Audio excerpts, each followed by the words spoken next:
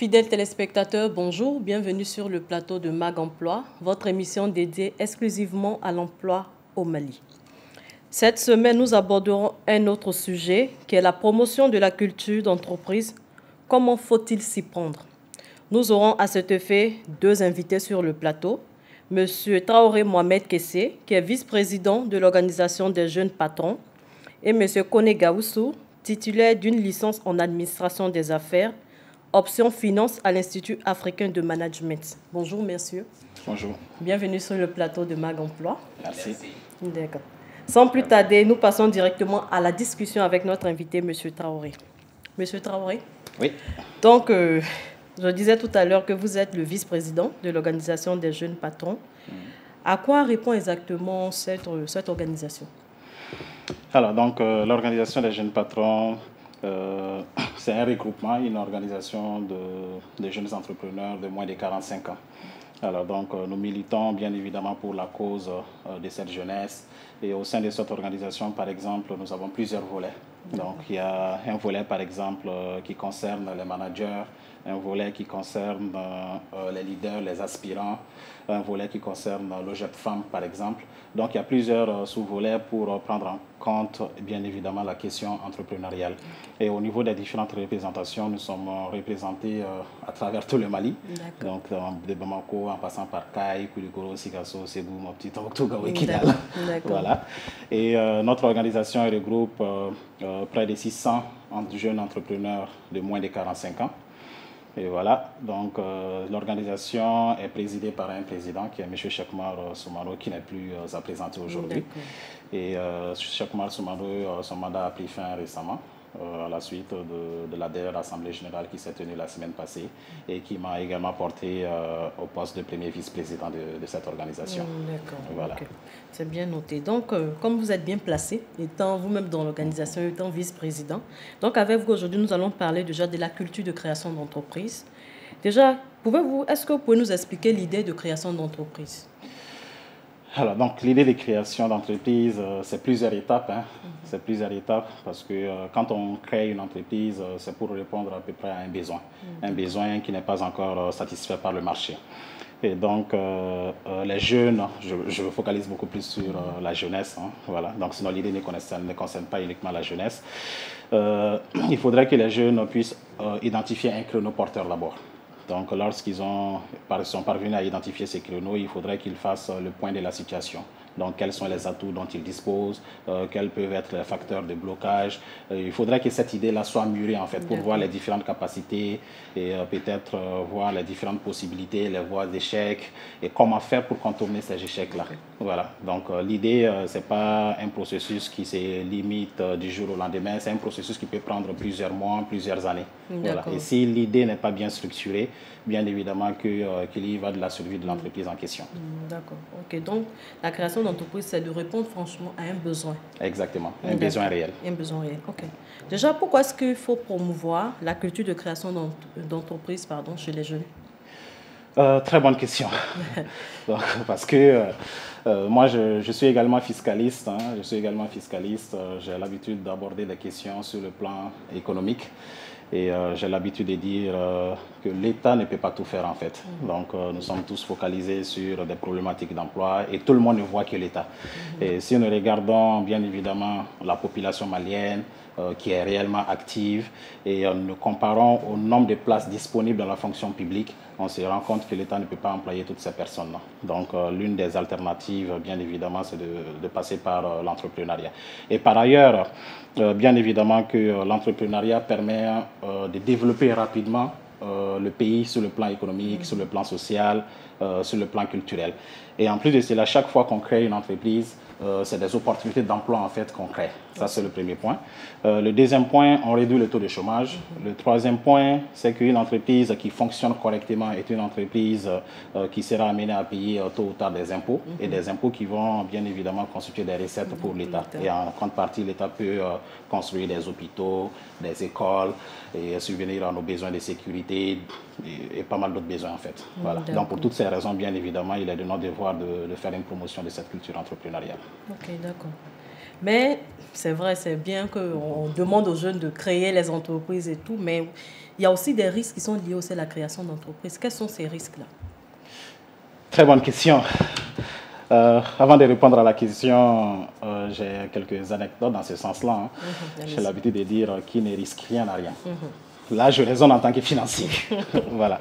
Donc, ce n'est pas parce qu'il y a des risques qu'il faudrait, bien évidemment, abandonner le projet. D'accord? Voilà. Donc, le risque majeur, c'est quoi? Déjà, c'est le fait d'apporter sa contribution et que l'entreprise ne puisse pas finalement voir le jour, ou bien que l'entreprise puisse voir le jour et qu'elle échoue. Voilà. Donc, alors que vous avez réellement misé sur cette problématique-là. Le risque, c'est également, bien évidemment, de ne pas perdre le contrôle de soi-même. Parce que parfois, lorsqu'on mise beaucoup plus sur un certain nombre de choses, il arrive à un moment donné que vous n'êtes plus même avec votre famille par rapport à certaines décisions que vous avez prises. Tout ça, ce sont des facteurs de risque. Sans oublier, bien évidemment, les risques sur le plan politique, sur le plan économique, sur le plan socio-culturel, sur le plan technologique, sur le plan légal. Vous créez une entreprise, par exemple, à un moment donné, vous devez faire face à des impôts que vous devez payer. Voilà. Donc, vous devez faire face à des responsabilités derrière. Donc, créer une entreprise, ce n'est pas vraiment une chose facile. C'est une chose qui doit être effectuée par passion, surtout. Passion. Voilà. D'accord. Donc, on demande aux jeunes, même malgré tous ces différents risques, il faut qu'ils prennent toujours le risque de créer les entreprises. Bien sûr. D'accord. Mais selon vous, à qui doit revenir le rôle des incitateurs des jeunes vers l'entrepreneuriat? Parce que c'est vrai que les jeunes aujourd'hui, il y a beaucoup qui cherchent plus, par exemple, à travailler pour des structures. Ils ne pensent pas forcément à créer une entreprise. À qui doit revenir le rôle des incitateurs? Moi, je pense que ce rôle doit incomber à tout le monde. D'accord. À tout le monde. À commencer par l'État, à commencer par nos familles respectives, parce que de toutes les façons, lorsque cette culture est promue à l'intérieur de la famille, bien évidemment que très généralement, si vous remarquez les choses, hein, les jeunes veulent devenir ce que leurs parents sont devenus. Voilà. Alors que les contextes ne sont plus les mêmes. Nous, nos parents, par exemple, ont commencé à travailler après l'indépendance. Il y avait beaucoup d'emplois en fonction publique. Mais aujourd'hui, ces emplois n'existent plus. La fonction publique est saturée. L'État même cherche bien évidemment à se défaire de certains fonctionnaires. Donc, avec tout ça, bien évidemment, il faudrait que ce soit les familles qui incitent les jeunes à aller vers l'entrepreneuriat. Il faudrait que l'État, de par bien évidemment sa politique régalienne, à travers, si vous avez remarqué par exemple au Mali aujourd'hui, nous nous sommes battus, nous avons obtenu la création du ministère, un ministère qui est dédié à l'entrepreneuriat national. Donc tout ça pour dire que tout le monde a un regard là-dessus. Et nous, par exemple, également au niveau de l'OGEP, il y a pas mal d'organisations, il y a pas mal d'associations qui œuvrent effectivement pour inciter les jeunes à aller vers l'entrepreneuriat. D'accord. Est-ce que, bon, tout à l'heure, c'est vrai que vous parliez des structures qui existent, qui accompagnent ces jeunes, qui incitent les jeunes. Est-ce qu'on peut avoir quelques structures, organisations qui accompagnent? Peut-être que ça sera aussi une occasion pour les jeunes de savoir que, bon, j'ai peut-être pas l'idée, mais peut-être je peux me diriger vers telle structure qui pourra m'aider, par exemple. Est-ce qu'il y a des structures? Il y a pas mal de structures pour cela, à commencer par mon organisation, par l'OGEP, l'Organisation des jeunes patrons. Comme je l'ai dit, nous prenons en main, bien évidemment, des entrepreneurs, des personnes qui ont déjà commencé à entreprendre. Nous prenons également en main des personnes, des aspirants, en fait, des personnes qui n'ont pas encore fait le pas, mais qui souhaiteraient le faire, qui hésitent jusqu'à preuve du contraire. Voilà. Donc, indépendamment de l'OGEP, il y a pas mal d'autres organisations. Hein. Il y a l'APEJ, par exemple, qui aide, nous étions la dernière fois avec le directeur de l'APEJ qui aide bien évidemment les jeunes à mieux restructurer leur business plan et les aider également à financer des projets. Il y a pas mal d'autres structures du ministère de l'Emploi et de la Formation professionnelle qui œuvrent dans ce sens-là, sans parler bien évidemment des organisations, des institutions de microfinance et des organisations internationales qui œuvrent dans ce sens. Voilà. Ok, mais maintenant concrètement, comment est-ce qu'il faut encourager les jeunes? Quelles actions concrètes doit-on mener aujourd'hui pour encourager les jeunes à aller vers l'entrepreneuriat? Plusieurs actions. C'est d'abord de mener une campagne de sensibilisation. une campagne de sensibilisation. Nous l'avons déjà fait, nous continuons de le faire. Comme je l'ai dit, par exemple, lors de notre dernier forum économique des jeunes entrepreneurs, nous avons mené ce qu'on appelle une compétition entrepreneuriale en milieu universitaire. Alors, donc l'objectif, c'était effectivement de passer dans les différentes universités de la place, toutes les universités qui l'ont souhaité quand même. Nous avons fait un tour au sein de ces différentes universités. Et derrière, notre objectif, c'était de former 300 jeunes en entrepreneuriat, en leur parlant bien évidemment des risques, en leur parlant des processus qu'ils doivent suivre réellement.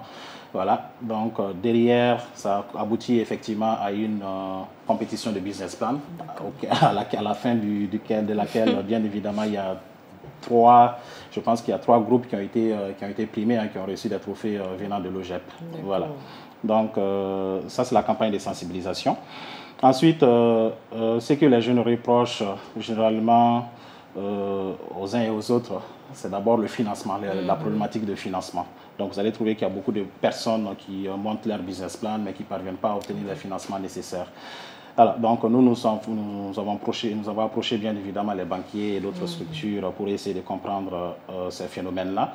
Et très généralement, il s'avère que parfois, il y a d'abord la question même de business plan. Le business plan qui n'est pas bien monté, compte tenu effectivement de la non-expérience, bien évidemment, de ces jeunes.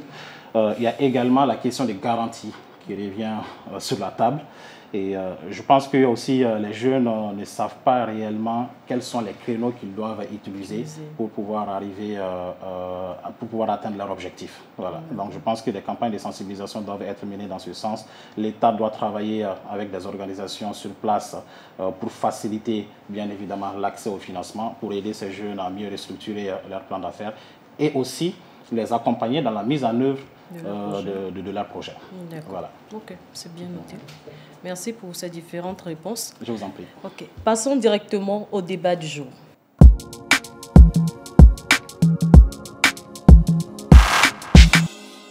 Ok, Monsieur Koné Gaoussou, ça va bien? Ça va, alhamdoulilah. Ok, super. Pourquoi est-ce que vous avez voulu participer à l'émission? Ok, merci d'abord de m'avoir invité sur ce plateau. C'est un honneur.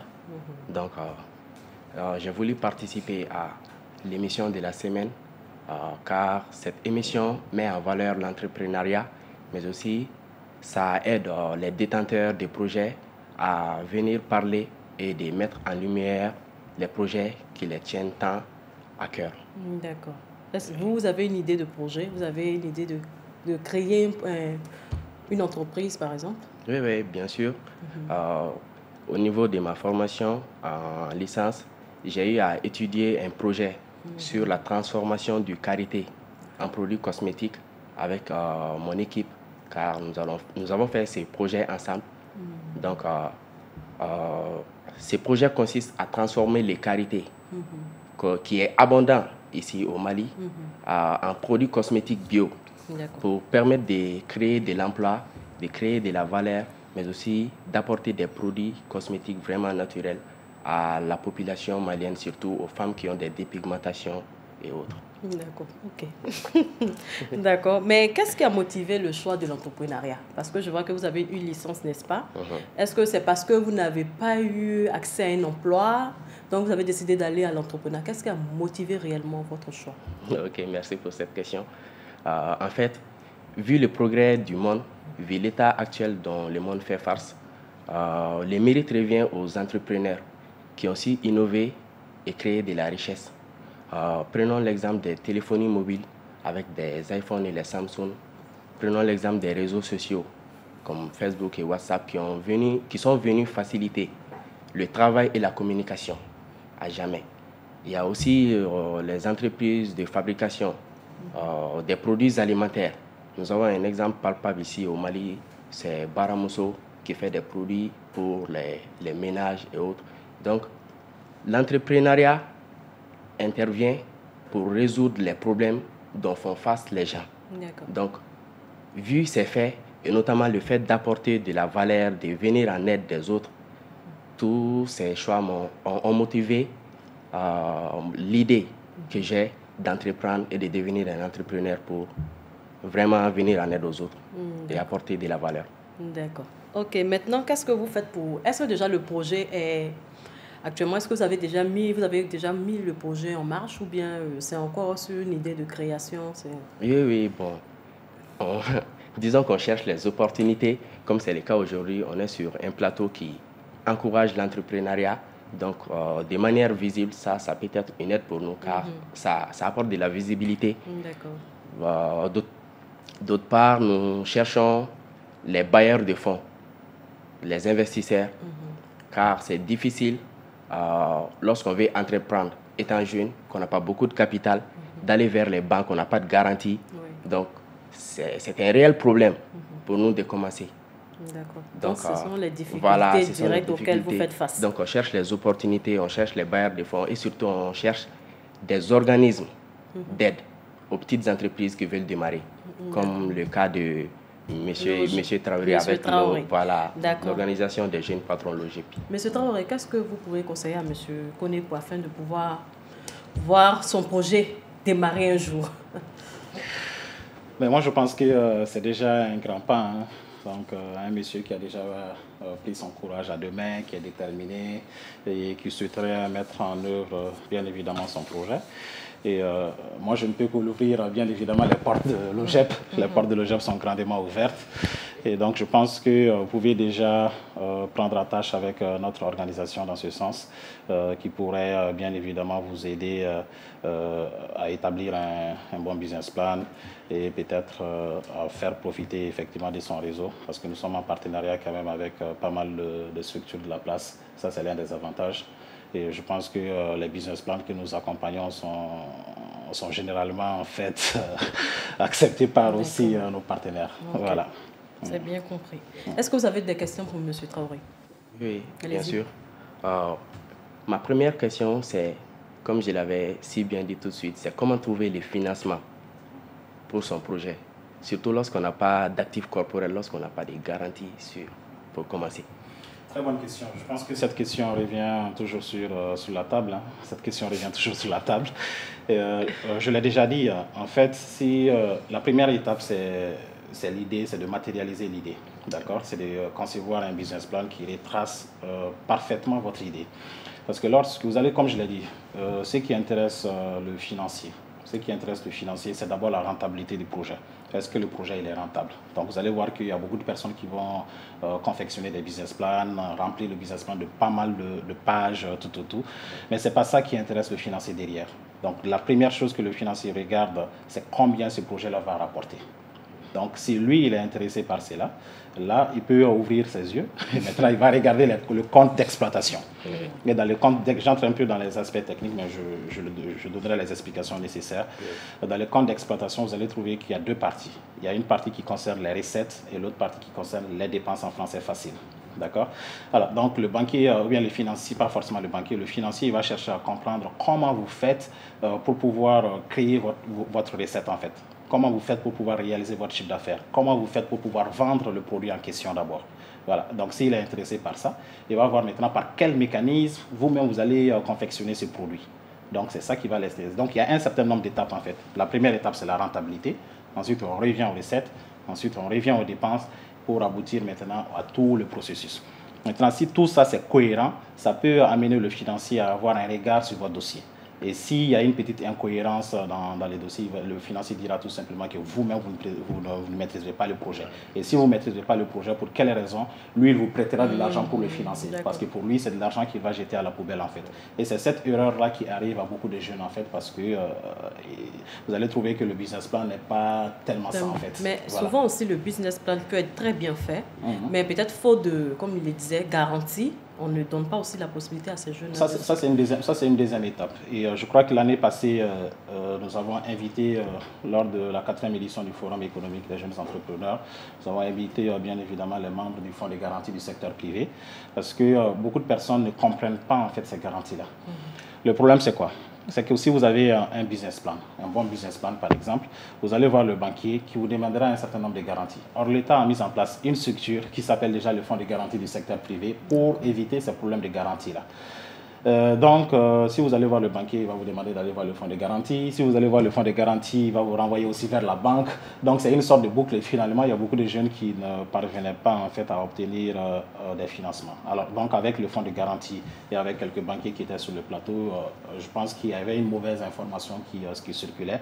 Et le fonds de garantie a pris l'engagement quand même de mener des campagnes de sensibilisation dans ce sens-là. Et je pense qu'il y a certains banquiers qui l'ont déjà accompli. Indépendamment de cela, vous allez trouver aussi que dans certaines banques, surtout par exemple pour le volet de l'entrepreneuriat féminin, vous allez voir qu'il y a des fonds qui sont logés dans certaines banques, des fonds qui sont logés par des organisations internationales, donc pour soutenir l'entrepreneuriat féminin. Donc ce qui veut dire que lorsque par exemple il y a une jeune femme qui a un projet, qui a un très bon business plan, qui va voir ces banques-là, même si la jeune femme n'a pas forcément de garanties, ce sont ces organismes-là qui se portent caution en fait. Voilà, donc parce qu'elles ont bloqué un certain nombre de fonds pour ces structures-là. Et il y a pas mal de structures comme ça au Mali en fait. Donc ça veut dire que c'est l'information qui ne passe pas. L'information ne passe pas, c'est exactement ça le problème. Ok. Voilà.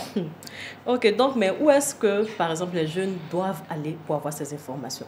Parce que je me dis que si tu n'as pas l'information, tu ne sais pas, tu ne peux pas avancer, tu ne peux rien faire. Vers quelle structure exactement ils doivent se diriger? Par exemple, pour le cas de la garantie, ça c'est au fonds de garantie qu'il faut aller. Du secteur privé. Oui. D'accord. Il y a d'autres structures, comme je l'ai dit. Nous déjà, par exemple, au niveau de l'organisation des jeunes patrons, c'est déjà une structure qui est en relation avec pas mal d'autres organisations, donc qui a la source de l'information en fait, qui peut informer les jeunes, et nous jouons notre rôle déjà dans ce sens-là en menant des campagnes de sensibilisation. Et donc je crois aussi que l'État est en train de fournir des efforts dans ce sens-là, parce que je pense qu'il y a 2 ou 3 années de cela, nous avons assisté à la création d'une direction des petites et moyennes entreprises, donc qui se bat quand même pour que les jeunes puissent avoir les informations nécessaires dans le cadre de la promotion de l'entrepreneuriat. D'accord.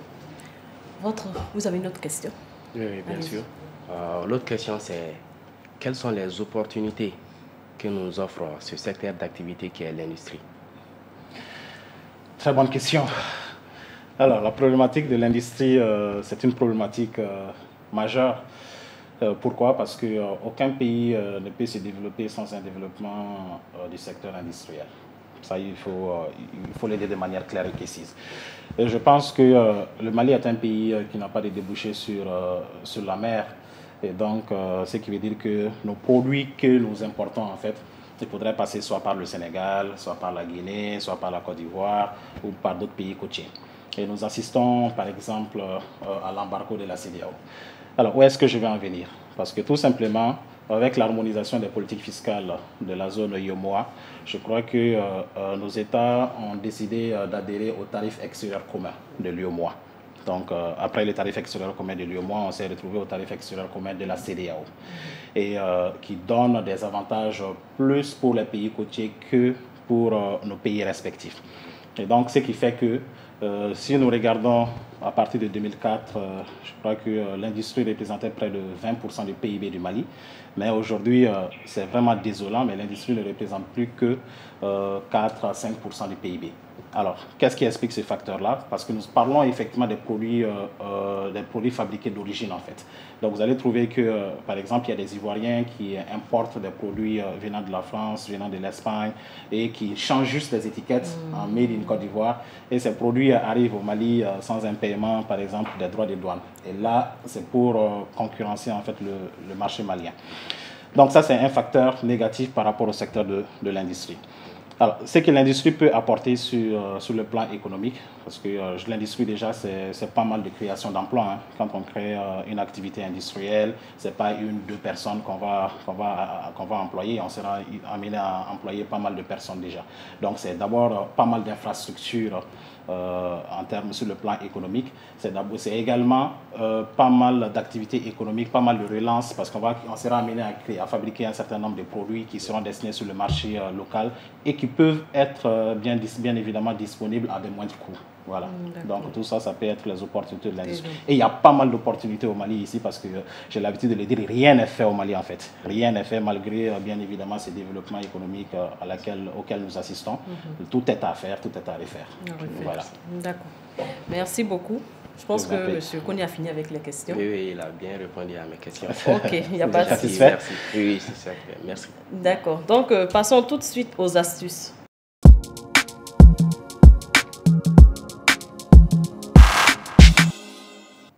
Ok, donc aujourd'hui, comme astuce, c'est comment réussir la création de son entreprise. Donc, monsieur Traoré le disait tout à l'heure, il a parlé de ça un peu, mais nous allons vous donner ça un peu plus en détail avec quelques points. Donc déjà, il faut définir un projet, il faut vraiment mûrir le projet. C'est-à-dire, ce n'est pas parce que j'ai vu mon collègue a fait tel projet, ça marche bien, je vais aller me mettre dedans. Non. Vous n'avez pas forcément les mêmes qualités, vous n'avez pas forcément les mêmes aptitudes pour réussir ce projet. Il faut que vous ayez un projet à vous et que vous l'ayez vraiment mûri très bien et que vous avez analysé toutes les capacités en vous qui vous permettent de vraiment de pouvoir mener à bien ce projet. C'est très important parce qu'on voit que la plupart du temps, on fait du copier-coller, tout simplement. Donc, évitez de faire cela. Et ensuite, élaborer un business model, c'est-à-dire prendre le temps de vraiment élaborer un business plan. Si vous ne savez pas le faire, pardon, vous pouvez vous rapprocher des organisations qui existent, qui peuvent vous aider à bien ficeler votre business plan et à pouvoir bien savoir comment est-ce que votre projet va se dérouler. C'est très important, le business plan. Et faites-vous accompagner. C'est très important, surtout pour les jeunes qui ne savent pas, qui ne savent rien de l'entrepreneuriat. Il ne faut pas commettre l'erreur de se mettre tout de suite à l'entrepreneuriat sans avoir toutes les informations autour. Vous allez faire perdre votre société tout de suite.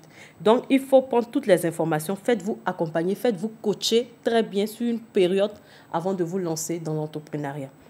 Participer à des concours de jeunes créateurs. Ça existe aujourd'hui, beaucoup de concours qui existent. Il y a des concours comme M. Traoré le disait, pardon, tout de suite pour les étudiants aussi. Il y a des concours aussi, hormis pour les étudiants, il y a des concours qui existent auxquels vous pouvez participer, qui peut-être très souvent, la plupart du temps, sont récompensés avec des aides financières directement. Donc, vous pouvez participer à ces concours-là. Et il faut rester optimiste. Dans l'entrepreneuriat, il faut rester optimiste. Parce que très souvent, quand tu te lances dans l'entrepreneuriat, quand tu te dis tout de suite qu'il faut que je gagne quelque chose en retour. Mais dès que tu vois que ça commence à ne pas bouger, que ça ne bouge pas du tout, on commence à se décourager tout de suite.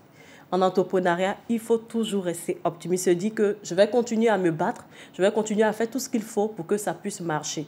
On ne se dit pas que dès que je commence à faire, en même temps ça marche. Non, l'entrepreneuriat, il faut savoir que ce n'est pas toujours facile, mais il faut rester optimiste et garder l'esprit que vous devrez réussir coûte que coûte.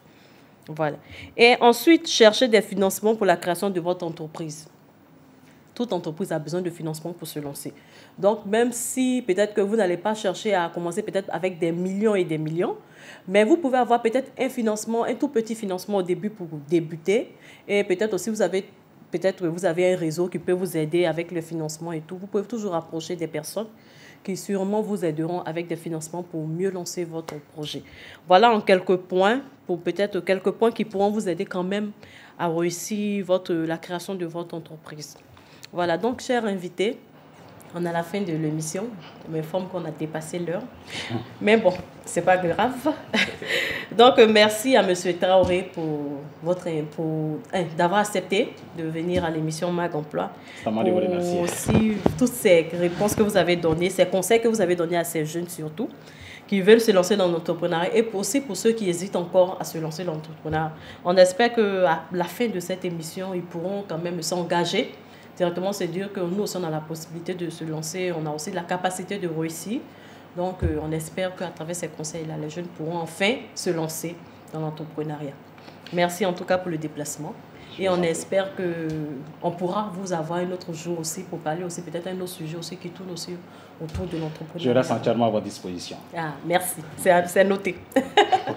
Merci également à M. Koné d'avoir fait le déplacement, d'avoir partagé avec l'équipe Mag Emploi votre expérience de jeune entrepreneur. Bon, okay. Peut-être pas jeune, mais vous êtes débutant, mais vous êtes un entrepreneur. Bien sûr. Donc, merci. On espère que vous trouverez le financement, vous trouverez aussi des personnes qui pourront vous accompagner pour la réussite de votre projet. Inch'Allah. Merci, Sandrine. Merci. Tout l'honneur est pour moi. Je suis honoré d'être invité sur ce plateau. D'accord. Merci également. Ok, merci à notre équipe Bintili, à notre équipe Joliba TV qui nous permet de pouvoir réussir cette émission. Nous rappelons que l'émission a été préparée par Malibara et présentée également par l'équipe Malibara. Nous remercions également nos téléspectateurs qui nous suivent chaque mercredi à 20h. Nous vous disons merci pour votre fidélité. Cette émission est terminée. Nous nous retrouverons la semaine prochaine sur Joliba TV News. D'ici là, portez-vous bien.